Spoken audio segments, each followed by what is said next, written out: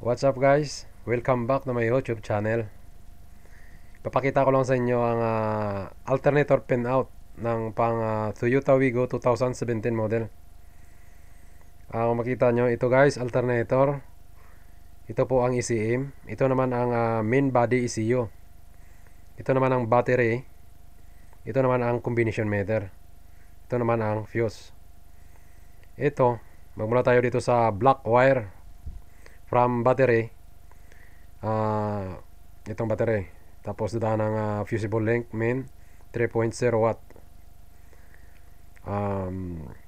Ang blue lights, ang red ignition, ang blue charging, ang green field.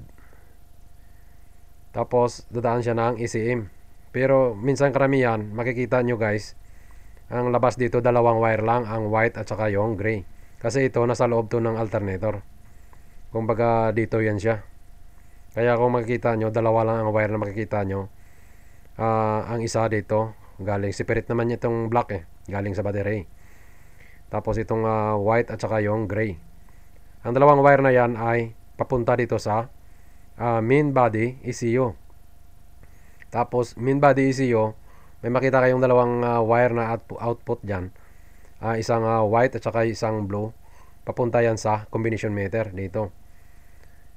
Bago pumunta sa combination meter, dadaan dito sa socket.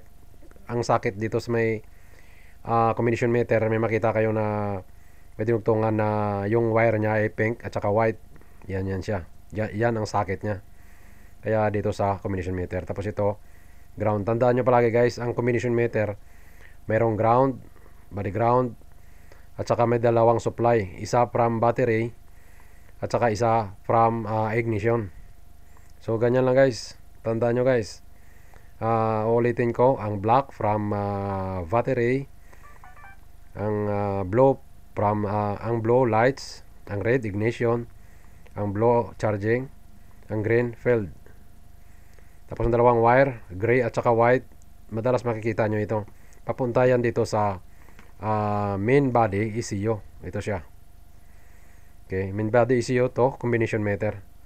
Ganyan lang guys. So maraming salamat guys sa panood ng video. At huwag kalimutan na pindutin ang button para sa mga notification. At huwag kalimutan i-share para sa mga gusto rin matuto sa color coding ng alternator. So guys, maraming salamat hanggang sa susunod na video.